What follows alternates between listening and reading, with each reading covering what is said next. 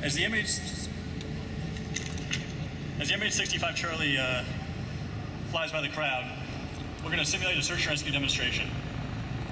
When a distress call comes in on one of the many Coast Guard command centers nationwide, there's numerous options available to the SAR mission coordinator to initiate a successful rescue.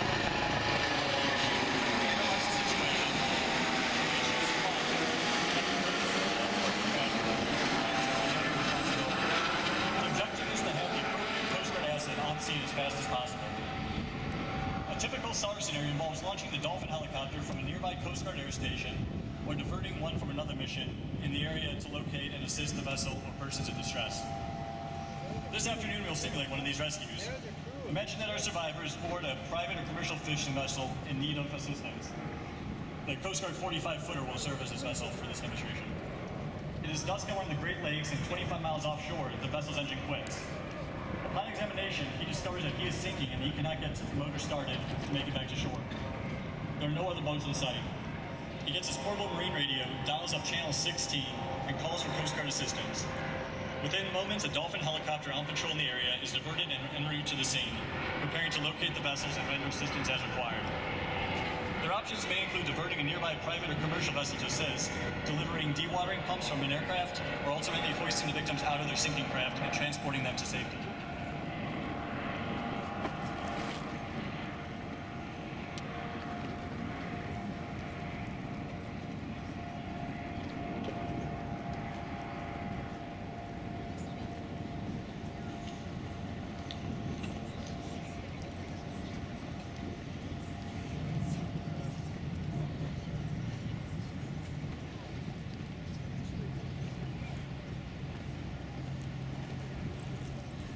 As the MH65 Dawson from Coast Guard Air Station Detroit arrives on scene, the crew begins searching the area for the disabled vessel. The Dolphin is capable of speeds up to 180 miles per hour and is equipped with one of the most advanced navigations and avionics packages on any helicopter in the world. Once the distressed vessel is located, the helicopter will make a pass overhead while the crew surveys the situation, checks the wind direction and conditions, and decides upon a course of action. The helicopter you are watching today responds to distress calls from Tawas, Michigan to Messiah, New York, and mans a seasonal air facility in Muskegon, Michigan. Currently equipped with 5 MH65 Charlie helicopters, Air Station Detroit aircraft are on 24-hour alert to assist persons or vessels in distress on Lake Huron, St. Clair, Lake Erie, Lake Ontario, and Lake Michigan in support of U.S. or Canadian search and rescue missions. In a typical year, Detroit crews respond to over 300 search and rescue cases, save 25 lives, and assist over 100 people. Air Station Detroit, along with fellow Michigan unit Air Station Traverse City, are the only Coast Guard air units versed in ice rescue operations, a key search and rescue capability during the long winter months.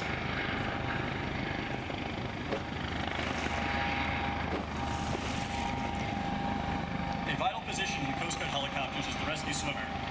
Trained as an emergency medical technician and survival specialist, the rescue swimmer is frequently deployed to a vessel to assist in managing the emergency situation so the pilot and flight mechanic can safely conduct the rescue.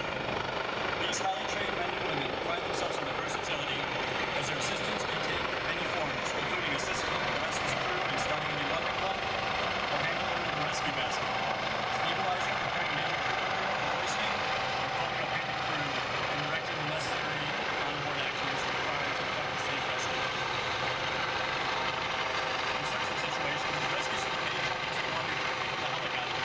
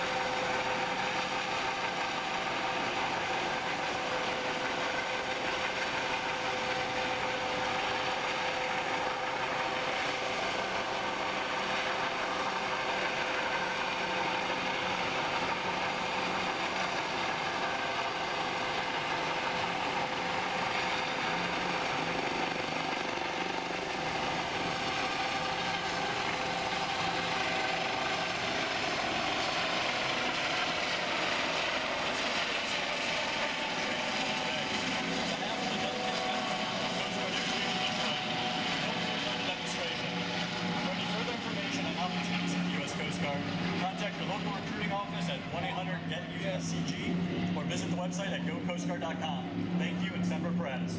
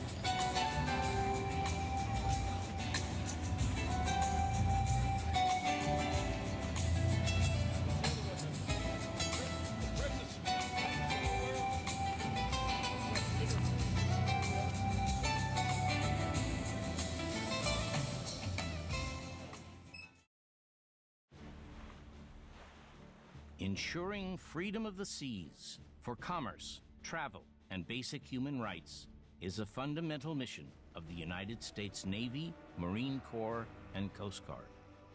Across vast distances, amidst great danger, more than 40,000 sailors deployed aboard nearly 300 ships are on the watch 24/7 to defend and protect our homeland. Today, this mission is familiar, our nation's strength a given. But its genesis took place 200 years ago in a very different world. The year is 1812. A small young nation only recently independent once again goes to war with the mother country, one of the most powerful empires on earth. Freedom of the seas is the core cause of the conflict. For years, the rights of American ships and sailors have been trampled by Great Britain as it seeks advantage in its global struggle with France. The war will be bitter, unpopular, and polarizing on both sides of the Atlantic. It will also provide a stunning surprise. Through 3 years of battle, a tiny, unheralded United States Navy stands up to the mighty British fleet, stunning the world in a series of ship-to-ship engagements decided by superior American technology, innovation, and determination. These are moments etched in American history. The USS Constitution, Old Ironsides, in all its glory. The Battle of Lake Erie, as a determined American flotilla sails forth to secure a pivotal victory. And one night near Baltimore Harbor, where a solitary figure sees his nation's flag still flying over embattled Fort McHenry, and in the dawn's early light puts pen to paper to write the Star-Spangled Banner. The War of 1812 gave us much more than a national anthem. It unleashed an American Navy, a Navy that to this day has proved essential to our nation's survival and prosperity, protecting international commerce, enforcing trade laws, and ensuring freedom of the seas. It is a global mission with global consequences. More than 90% of all international trade travels by sea, and 95% of all telecommunications travel under the sea. Our Navy's ability to operate forward is what protects these sea lanes and keeps the most serious threats far away from our shores. What began in 1812 has matured into today's Navy, Marine Corps, and Coast Guard, with a quick response capability second to none. Be ready, be rapid, be there. For warfighting and for humanitarian assistance in response to natural or man-made disasters. Freedom at sea in 1812. Freedom at sea today. The United States Navy, Marine Corps, and Coast Guard, keeping the sea free for more than 200 years.